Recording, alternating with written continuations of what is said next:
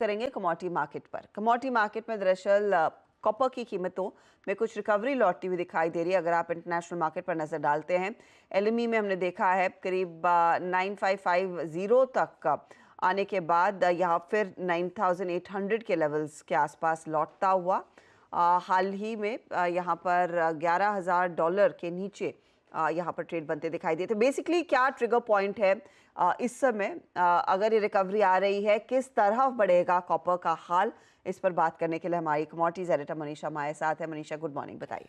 शुक्रिया हर्षदा। जैसे आपने कहा कि $11,000 का ऑल टाइम हाई था कॉपर में, जो कि मई के महीने में बना था। उसके बाद हमने एक तरफा यहाँ पर मुनाफा वसूली देखी, जो भावों को $9,500 पर टन तक ले गई।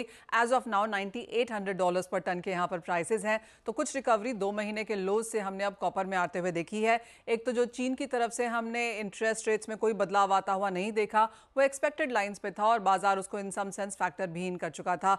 जो दूसरे 2-3 पॉइंट्स हैं जिनका सपोर्ट हमने कॉपर में अब आता हुआ देखा है, एक तो ये कि जो डेटा पॉइंट्स चाइना की तरफ से आए हैं वो थोड़े से बेहतर होते हुए दिखे हैं। साथ ही साथ जो ऑपरेशनल सेटबैक्स हैं चिली में, कोडेल्को माइंस में, उसका भी कुछ प्रीमियम यहाँ पर लौटा है। बाजार ये भी देख रहा है कि चाइना में जो स्मेल्टर कट्स हमने आते हुए देखे हैं, उसका फाइनल इंपैक्ट रिफाइंड कॉपर पे किस तरह का रह सकता है, उसका भी कुछ सपोर्ट यहाँ पर है।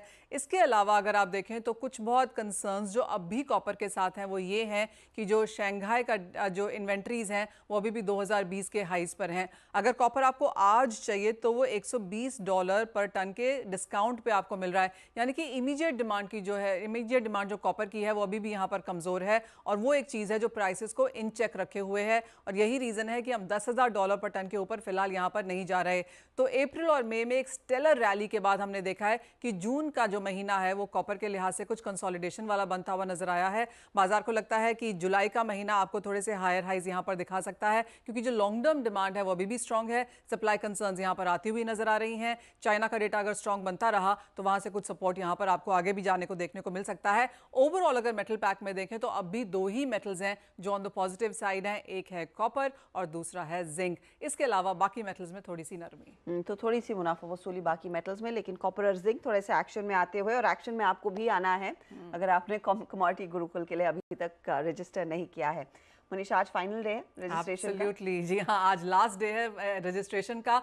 आप अगर रजिस्ट्रेशन करना चाहते हैं और ज़रूर रजिस्ट्रेशन करें तो आपके पास आज रात 12 बजे तक का ही समय है, क्योंकि परसों 22 जून को हम आपके लिए लेकर आ रहे हैं कमोडिटी गुरुकुल यहाँ पर, जहाँ पर काफ़ी डिटेल में चर्चा की जाएगी ओवरऑल कमोडिटी मार्केट्स के बारे में।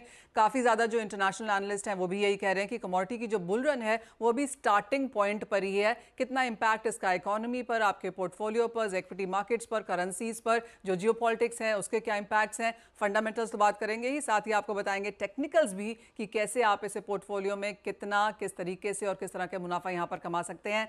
तो आज आखिरी दिन है यहां पर रजिस्ट्रेशंस का, लिंक साथ में दिया गया है, जरूर रजिस्टर करें। जी हाँ, तो आप फटाफट से जाकर रजिस्टर करें, इंतजार मत कीजिएगा, फिर कल का दिन आ जाएगा और फिर आप कहेंगे कि हम रजिस्टर ही नहीं कर पाए। मनीषा, और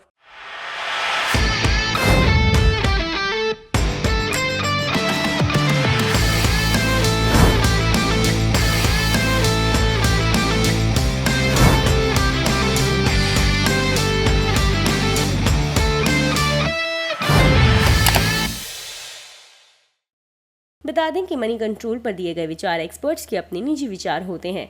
वेबसाइट या मैनेजमेंट इसके लिए उत्तरदायी नहीं है।